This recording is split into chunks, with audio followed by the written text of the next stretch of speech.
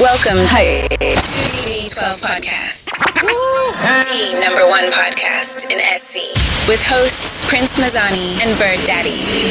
V12. We are the city. Afro Latino music, we got an artist here, V12STEFF. You know what I'm saying? I think we should bring him out and actually get to know him better and speak with him, because there's a lot of stuff going on and we really don't know the stuff that everybody is hating on. You know what I'm saying? I feel like if they get to know him, you know what I'm saying, they would get to love him because he's a nice guy. You know what I'm saying? Brilliant guy, nice guy. Well, shit, we got him here, man. Let's bring him out, man. Come on, Steff, where you at? Oh, yes, sir. You know what I'm saying? V12. Good to see you again. What you got on? You know what I'm saying? Custom made fabrics? Right. Exclusive, Yeah, man. So definitely thank you for coming on the podcast. Thank you for doing the interview, you know what I'm saying? And we just trying to get to know more about you. Like, what you do, how you do it. Besides the music, we know you do that. Yeah. But Yes. first of all, tell us your age. I'm 22. 22. Wow. 22. Wow. Young. Word. Yes, Congratulations on all your success, because shit, at 22, I was probably getting out of jail. Oh, but man. that's another story. You know what I'm saying? So you're from South Carolina? I was born here, but I wasn't raised here. So I really, when people ask me where I'm from, I really tell them, I tell them Panama for the most part, because that's the only consistent place I kept going to. Besides, every time I came to America from Panama, I would be in a different state, So, I would be in a different school, you know what I'm saying? That was every year. I was in a different school all the way up until high school. I was just born here. Right, you were born here. Yeah. Okay. South Carolina. How'd you make your way back here? Flying. Flying? It was like every summer, Okay. Every summer, I would go to Panama to go be with family, and come back, different school, every summer until high school, sophomore year, not freshman year, because freshman year was when we was about to stay. My mom was about to make me stay there. Yeah. Mm. But that summer, I was like, I didn't see anything for me there, Right. I didn't feel anything, So I was getting, it was a lot going on. I was more of I was a different person in Panama than I was in the States. Understand that? In what way? Like, I was in the States. I'm like inside. I'm in the house all day, every day, playing the game, or with my Mexican friends from middle school. Right. My whole life, every day I came from school, I would get on the game, Right. to play with my Mexican friends. And then in Panama, I was always outside in the neighborhood that I was in. All the kids in the neighborhood, we would all get together every day. Yeah. Every day after school, go play soccer, come back to the house at nighttime, late at night, because you can't be out late at night in Panama, the police coming. Right. Ain't no way. But So, you said that you always had to go to a different school. Tell us about that, because I'm from New York and we moved around a lot. Brooklyn, Queens, you know what I'm saying? And I hate having to start over and meet new friends. And how did that feel when you always had to go to a new school and meet new people?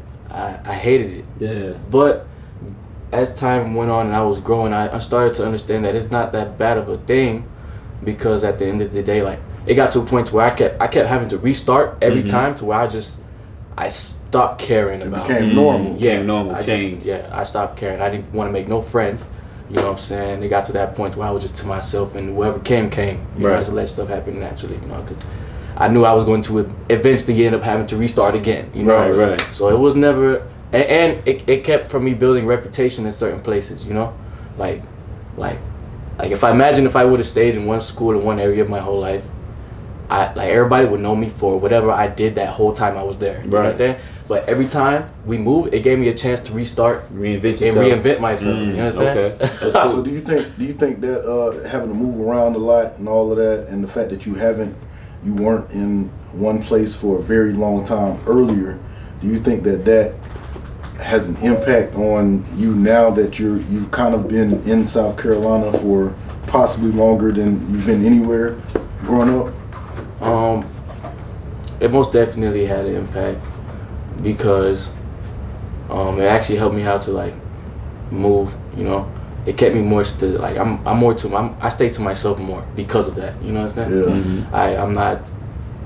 I'm not used to no group of friends and having no group of, so I'm only like that in Panama. Like the average person now, they grow up in the same place in America, and they have like group of friends. They know the same people. They see them everywhere they go. You know what I'm saying? That's how I was. You got that in Panama. Yeah. Okay. So it's most definitely had an impact, and it helped a lot. So tell us something about your hobbies. I know you said you like to play soccer. Yes. Is that your go-to sport? You love soccer, or do you have a different sport that you like to play? That's my go-to sport because that's the sport I'm best at. Right. Okay. Okay. I tried basketball. I tried football. Mm-hmm. So wait, in Panama, y'all call soccer football, or y'all call it soccer? We call it football. Football. Okay. Foosball. Football. You gotta say it with the foot. Okay. Football. My accent ain't good. You know, I'm a country bumpkin from Right, South right, Carolina, right. Yeah. so I can't say it like that. You know what I mean? And you said you play video games. You play like PlayStation, Xbox. Xbox. What's your favorite game on Xbox?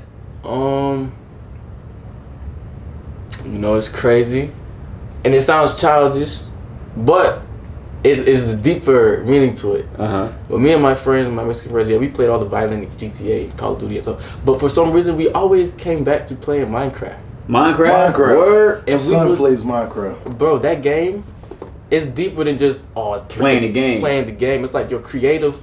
It allows you to expand your mind and do whatever you want. And create whatever you want. It's like a. It's really good for. It's like a what they call it, multiverse, where you could just create. My daughter played Minecraft, so you could create whatever. The fact that you like a game that can expand your mind, because you know I listen to your music. I'm a fan of your music, and a lot of the stuff that you say in your music, like a lot of your lines and quotables, they're like it's something that I would expect someone older than 22 to say, like somebody who's wise beyond their years. So it makes sense that you would like a game that would allow you to expand your mind like that. You know what I'm saying? Yeah. Right. So you've been honing that for a minute, playing them games and stuff. Bro, my whole life, bro. My whole life. Yeah. I ain't gonna front. I'm a gamer too. I love video games. So what about dating? Are you dating anybody? Are you finding anybody that's caught your eye? Any local woman, celebrity, anybody? You know, I have had to. I'm working on reprogramming myself right now. What does that mean? The ladies been checking for you. They ever say they like the way you dress? Well, you everywhere. You come out with the icy V12 chain on. You be rapping and performing. Yeah. You know, we're in South Carolina, man. I'm pretty sure you could get it at will if you wanted it. You're absolutely right. And I've realized that getting it like that, it comes with a price. Right, you know right. Not just money, you know, but it comes with it's like a spirit. It's more spiritual, you know, than physical, you know. Yeah. And it bothers me, you know what I'm saying. So I'm like really trying to reprogram myself, and not just like. I can't look at women how I've been looking at women, like how I've been doing, you know what I'm saying? Like just because you look pretty, I'm gonna talk to you. When you say spiritual, I feel what you mean, because when you out here sowing your royal oats, you really making connections with people. And them you can't make connections with everybody. Yeah. I learned my lesson. Yeah, man. That's good. That's good. So suck you dry. Right. Suck you dry. Energy, everything. That energy shit. So you believe in that energy and like that you know, keeping the right energy around you, making sure your vibrations is high enough or on the right level. You believe in all that? Yes, I most definitely do. I feel like most of if we really sit back and talk about our lives and we like analyze why, like how things happen and why things go the way they go, we're going to end up talking about like, why did I even talk to this person? Or, you know what I'm saying? Why did I even interact with this person? It's really because we have to watch who we interact with. Right. Because at the end of the day, like we're really spiritually binding ourselves with these people. You know what I'm saying? Right. Like what goes around, like they're going to come back full circle. You can't run away from your past. Right. A wise man once told me that. Your circle is going to come. That's why people say protect your energy, man. Exactly. Got straight up. So could that be one of the reasons that you I wouldn't say isolate yourself, but stay to yourself because you haven't been in South Carolina for, you know, an extended period of time, that maybe you're isolating yourself to protect your energy? Is that why maybe you're doing it that way? That's really what's going on, you know, because I'm seeing the result of whenever I try to go outside of, like, you know, I try to hop out of the circle of protecting hop out my bubble. Like, let's say if I try to talk to a lady in Walmart, you know, if I do that, it might come right back to me, like, eventually in the future. And then it has happened. Like, I've had situations, you know, so the woman come to the studio and, you know, the woman hit up my manager on Facebook about me. You know Wow, what I'm saying? wow. So I'm like, I tried calling her. Was she trying to holler at you? No, it was because I didn't answer the phone for her, so she called my manager. Wow. She put him on Facebook. She found him on Facebook. Wow, bro. Yeah. You must got that Yes. love effect. Yeah. Hey, bro. So I'm trying to make sure I'm understanding it's in it, like the energy is like my aura must be something is too. I'm doing something that I have no control over, right. you know, and I have to make sure that I am isolated. On point. Yeah, when you got that ism, you know what I'm saying? You know what I'm saying? In the pimp world, they call that ism. You know what I'm saying? If you got that ism, they just gonna be on you. You bro. got that it factor. Like you got that, like the men and the women. Like Yeah. men gonna want to be you. Women gonna want to be with you. Mm. Men gonna want to be around you. The women gonna want to know you. Yeah. Right. So I mean, the fact that, like I said, wise beyond your years. Because at 22, I didn't know that, and most 22-year-olds didn't. The Right. fact that you can kind of decipher that. That's crazy. That's Quick pretty question, good. kind of off topic. I saw you in CVS Pharmacy like 2 weeks ago, 3 weeks ago. Yeah. What was you buying? Man, what was I buying? You said you was on the way here. Remember that? Yeah. You know what I'm saying? Oh, okay. I was probably getting some Fig Newtons. You like Fig Newtons? You like Newtons? Nah, Newtons be hitting. Yo, my Stop mama playing. like Fig Newtons, bro. I can't remember what you had in your hand. I was in there. I can't even remember what I was buying. I think I was buying some lotion or something. Okay. But then, and you walked past me and you was like, "Bird," and I looked at you. I'm like, I recognized you, but my mind was on my life, so I was like, "What's up?" Because I'm a local artist too. Yeah. I hear Bird all the time, but then I realized that I'm on the way to V12 right You now. didn't see me at first. I was Yeah. looking at you. I'm like, Yeah. this man walked right past me and see me. So I was just standing right there, and you kept doing what you was doing. Yeah, he said I'm all the way. Yeah, and then, but I think I doubled back and now, oh, what's up, my boy? Whatever, you know what I'm saying? So V12STEFF likes Fig Newtons. Yes. Okay. That's dope. I got a question, right? Put it in the microwave.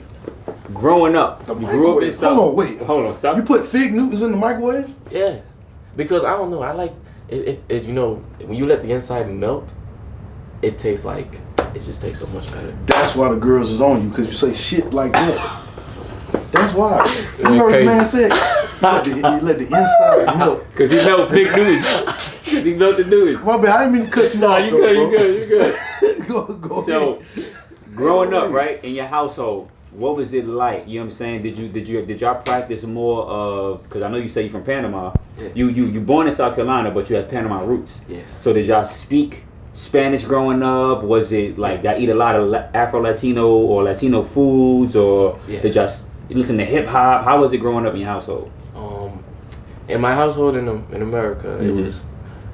it was a lot of speaking a lot of Spanish. Mm-hmm. My mom speaking a lot of broken English. Okay. I used to correct my mom. She used to hate it. Right. Because I'm in school and I'm like, you don't talk like how they talk in school. Right. You talking like this is how you say it. You know, so but it's like, no, but scratch your mom.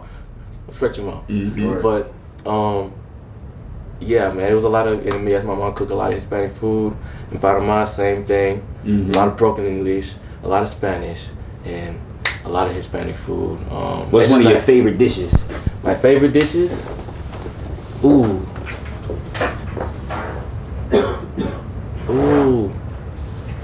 Okay. And for some reason we eat this for breakfast, but you don't have to eat this for breakfast. You can eat it anytime. Anytime. It's tortilla de maíz con salchicha. Okay, so you gotta tell us what that is in Tell us what English. that is going on. I know it's up with a tortilla. It's not your regular tortilla though. It's like Yeah. it's a yellow tortilla. It's Uh-huh. crunchy. It's like I think mine's corn. It's like a corn tortilla, I guess. Uh-huh. And it's circular, it's round, thick, and it's crunchy. You put on I believe you put on the stove, and you get a hot dog.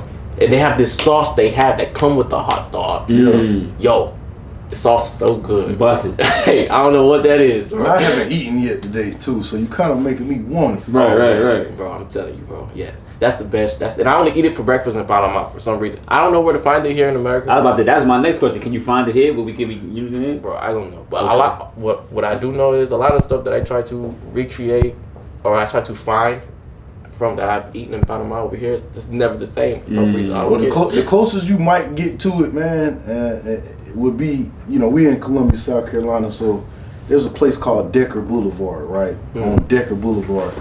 All of the International international food stores, restaurants, like just stuff that it's like an international area over there. Like the whole street is just full of restaurants and stores where you can buy, stuff that you can't find anywhere else that they import over here, and they're all owned by people from overseas. So I can't tell you 100% you're gonna find it, but that's where I would send you to look at, man. Because I already know what it is. I've spent time away from where the cuisine that I like is at, and I'm telling you, after a while, you really want what you had back then. Yes. And it's hard when you can't find it, man. Like right now, I can't even think about what I'm going to eat today.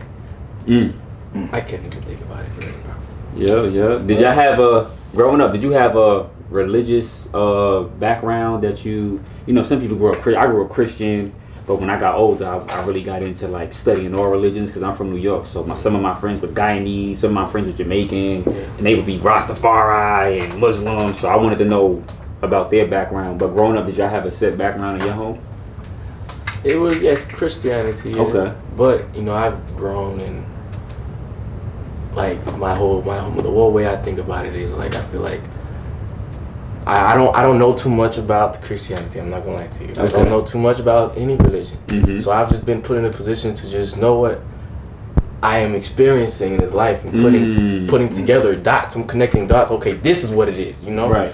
So that's like, I'm at a point where I believe that God is within all of us, right, and that voice in our head is God, and we just need to follow and go with the flow. You know, right. That is it. Let God lead us. Drive the car while we sit in the passenger seat. You know what I'm saying? Yeah, that's dope. I like to ask that question because that'll give you a better understanding of a person and how they move. Because if you meet these over Christian people, like they overly Christian and they think everything is a sin and everything is bad, and it's like, come on, bro. Like church, I have nothing to say with church, nothing bad to say about church. Right. I grew up in the church. Yeah, man, so did I. I strayed away from it as in adulthood. Straight away from like the super Christian, like my mother's one of them super Christian people. But like you said, I like from what I learned from going to church and being in church and then segueing out of that and being more so in the streets and just in life, is that everybody has, God is in everybody. Right. Yes. You know what I'm saying? He's in everybody. Even the most evilest person, God is in that person somewhere. Right. And you know what I'm saying? So I feel like if I believe that and live my life the way that I feel like I should live it, and make sure I trust in that voice that people say God will be in the game. Yes. I did want to ask you though, so we're trying to talk more about you and your personal life, but at the same time, you're an artist, you know what I'm saying, a musician. I love your music. It's very sonically pleasing. It makes me feel good. It makes my family feel good when I play it. I'm just curious, like, so moving around, from Panama, states, different places, like how did you find what was your first influence that you can remember that made you want to rap, sing, or say anything on a microphone and record it? Where did that come from? That if you could pinpoint one thing. I always freestyled around the house. I always did. And it was, I used to love watching like 8 Mile, that movie. Eminem. Yeah. I was in Panama listening. I didn't like Spanish music because it was like, no, I couldn't feel it. You know what I'm saying? I didn't really. It was all sound the same. You know. So all the traditional Spanish music, no offense, that was just how I felt when I listened to it. So, when I was in Panama listening to all types of rappers from here, like Eminem, Lil Wayne. That was one of my favorites. And listening to Drake, the new generation of artists. I used to. Oh no, I didn't forget. Not Rick Ross. Rick Ross was my favorite. I used to think that was my favorite rapper, bro. What? Really? That's dope. That's crazy. And that's crazy, man. And we'll go back to that in a second. But just the way that music, like a black kid from wherever who grows up to be a hip hop star, influencing an Afro-Latina kid in Panama who grows up, moves to Columbia, South Carolina, and becomes a hip hop star on his own. Like the reach of music it's crazy. That's why I love this so much. Yeah. It's dope to see how you was in Panama. Everybody around you Spanish, the music is Spanish, but somehow, some way, you still relating back to the music in the States. Yeah. And did any of that it's the music? black side in him. Right. It's the black in him. It's the black in it. So growing up, he embraces both sides. Right, yeah. He can't deny it. Exactly. Growing up, were you called black? Were you called Latino? Did they call you Mexican? What was it like growing up, and how did you perceive that? Growing up here, everybody thought I was just black. Just black, okay. And I was, you know. Yeah, you look like a light-skinned black kid. Light-skinned brother, you know what I'm saying, with braids. I was cool with that, you know, because that's what was cool. That's what was cool. You know what I'm saying? Like I was trying that. It got to a point where I just started to just dive in and just blend in. Yeah, you know what I'm saying? Okay. And I wasn't sagging. I started sagging. I started doing. I wasn't like there's all types of. That's the main one. You know what I'm saying? Oh yeah, the shoes. Like I didn't really care for shoes like that. You know what I'm saying? Because now that you say that, that's crazy. Because like coming from over there to over here, the culture of what it means to be black, like you might not have been exposed to that over there. So you come over here and you look like a black kid. Yeah, so I have to be like. So you start to pick up on different things that black kids are maybe supposed to do, and the fact that you say like the shoes sagging and stuff like that, that's interesting. Bro. So wait, both of your parents is Panamanian? No, my father. I don't know my father. Okay, you don't know your father growing up. I know who he is. I don't know that side. You know, I don't know that side at all. Is he the one that's like on the black? Yeah, he's the black one. So you are black, but you I just don't know black. I'm black, but I don't know black. I really hate the fact that we have to fall into that stereotype. It's terrible. It is. I grew up without a father, and I wish, like, I used to see all my friends, they father picking up from school, and you know, I wished I had a father there to do that, but I learned through the years that it made me who I am today. You know what I'm saying? If he was around, I probably would have tried to be just like him. So I'm kind of grateful that he wasn't around. Not saying that I didn't want him around. I did want him around, but I learned to be a man on my own, and it made me stronger. And probably that's what you got from it. You know what I'm saying? You probably learned how to stand on your own, be your own man. And is he in South Carolina or no? I don't know where he's at. Right. Yeah, my father, I don't know my father either, but I know who he is as well. Yeah. And he's a pastor in Lexington County. Yeah. Right here in Columbia, South Carolina. So I've been to his church before, like, and I've seen him preach, even though I don't know who he is. You know what I'm saying? Right. So I didn't grow up with him or nothing. So that's I feel you on that, not knowing. That's crazy. Yeah. That's crazy. Yeah. It can't. For some reason, it just feels normal to me. Yeah, right. It's just shit you gotta go through. Yeah, you know what I'm saying? Like when I say it's crazy, it's like it's not as like what, because when you don't know him, it's like you don't know what you're missing. So it's like, you see what you're missing, like what you said, kids getting picked up, but yeah, man. I don't know, man, but like I said, man, so you said the music came just from a various artists and stuff that you heard. And Michael Jackson. I'm about to say, because Michael Jackson, dude. I was watching the marathon with the past, man. I was watching that marathon all. Yeah. I'm about to say, they don't play Michael Jackson in Panama? Bro, I was on. I had the game, bro. I had the Wii game, bro. Yeah. It's the different. Wii game. Yeah. So you were a little bit younger. See, back in the day, they had a Michael Jackson game on Sega Genesis. Yeah. He walk around with the hat. You walk around with the hat. The monkey was back there. Right. You throwing the hat at people, bro. the glove. I've never heard of that one. Yeah, that one was I can't fire. remember what it was called. I think it was named after one of his songs. I think it was a Michael Jackson game. But that's crazy. I forgot the name of it. And we was just talking about how I don't know whether we was talking about this on camera or off camera, but you want to see artists. You want our artists to make music that's timeless, right? Like Michael Jackson, right?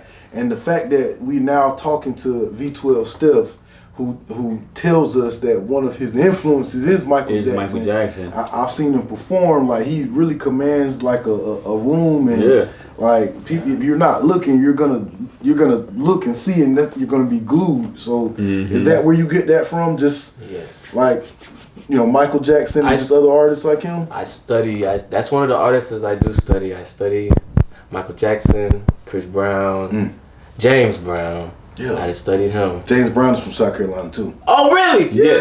He's from South Carolina? Yeah. I thought he was from Georgia. He from South Carolina? Word? Augusta. Augusta. He's from Augusta. He lived in South Carolina before he died, though. Aiken, South Carolina. In Aiken. Aiken, okay. Yeah. That's right there. That's 10 minutes. Yeah, right there. Back and forth. Yeah. We'll claim Augusta, they got a South Carolina and a Georgia. there's an Augusta, yeah. Okay. Like he got roots here too. Like it's you know what I mean? Wow. And he was living here. Yep, James Brown. So you actually study artists. Yeah, I sit dope. down and watch. I just sit down and watch. Michael Jackson studied James Brown. Oh, Right. wow. That's how you know. That's how you know you're dealing with an artist who's going to be great because they study it. Yeah. Like Kobe Bryant, he would study other basketball players. And the fact that he's not intentionally studying these people because he knows they're so connected to him and to each other. Like, because it sounds like you're just finding out that James Brown really is rooted kind of here. Yeah. And it sounds like you're also just finding out that Michael Jackson studied James Brown. Yeah, I didn't know but that. you were drawn to all of them on your own. Right. Not even knowing all of that The stuff. universe, man. You know, Right, the universe. I'm trying to tell you, bro. Right. That's crazy. That's is why I real. say you're destined for greatness, bro. Yeah. Oh, wow. So I do also want to talk about your single real quick, man. We outside. You know what I'm saying? Oh, yes. Out now, all platforms. Global. Platform. Global. It ain't just in the Global. United States. It's in Africa. V12STEFF and Chery Brown. Now, I'm pretty sure, you know, because of the fact that that song has been out for, you know, about a year now, but you know, it's continuing to grow traction. I'm sure people have asked you several times how that song came about, but for the people who haven't heard it, how did that song come about? The song, man, it was all because my manager has acquaintances that was telling him to try out the Afrobeat thing. And you know, I record other artists as well. I have a client that is actually African, and his name is Chery Brown. You know, I've never got like it was only been on like a client, artist engineering type of relationship with him. You know, I've never really like connected with him like directly like how I did because we are in the booth together. We're in the booth together. Right. We have to make a song together. We have to find a beat together. We didn't even have no beat. Right. So it was my first time really like, you know, what's up, Chery? Like being cool, like just being regular around. You know, we just being regular amongst each other. Exactly. So, they told my manager, you know, about the Afrobeat thing. My manager, he called Chery Brown like probably a couple days later. Chery Brown comes. He says, y'all want to try out? He mentions to me, y'all want to try out Afrobeat? Y'all want to try to make a song? And this is the first song we've ever made together. Right. Never done this before together, bro. You know? It happened. It be like It's that, organic. man. Bro, Yeah. organic, genuine. And I've done music with, you know, multiple artists. You know what I'm saying? But it was, for some reason, with Chery Brown, bro, we was working together like That one stuck. whoa. And what I really liked about what you did on that song is it's an Afrobeat song, and Chery Brown came on his Afrobeat flavor, but you came and brought the Latina aspect on it. Yes. Like you didn't come on there it didn't sound like you were just trying to like emulate the Afrobeat style. You came on and brought the Latina element to it, which is where you're rooted from, and it just it fits so naturally to the point where, I mean, it was a hit out the gate. And I didn't even realize, like I didn't even know what was being made at the time when we was making it. You know, I didn't really receive it as how everybody was receiving it. Is receiving it right now. You know. Yeah, y'all looked at like tens and 50s and hundreds of TikToks, bro, daily, damn near, bro, of people dancing and listening and just enjoying life to that song, and that's just. Ever since, bro, then I've never felt so connected to the fan base, bro, to the supporters. I've never felt so connected, bro. Yeah. Ever since we've been doing pushing this song, bro, my DMs is flooded, bro. Right. And I have no issue with talking to them at all. Right, you know what I'm right. saying? I talk to them all day. You know what I'm saying? like talking with your fans and every day, interacting. That's dope. all day, bro. That's It's dope. like- Some people, when they start getting stardom and fame, they get high acidity and they leaving your messages on red, or they ain't responding, they ain't answering your comment. But that's not you. I'm talking to these. That's bro. dope. That's dope. I like that. It's Yeah, crazy, too. bro. I've never felt, and it's never been like, bro. It hasn't been like this, bro. This is crazy, bro. Right. It's crazy. Yeah. Like the that's fan dope. base has transferred. It's like literally changed from before. It was like just little girls. You know what I'm saying? I love y'all so much. Showing me stuff like talking crazy. You know, sending me crazy messages on Instagram. You know what I'm saying? So just a whole nother part of the world. Right. Bro. Just loving and embracing. Just showing love, bro. Yeah. Like, hi, bro, I love you so much, bro. V12 Studios, the pros. We are the city. V12 the label.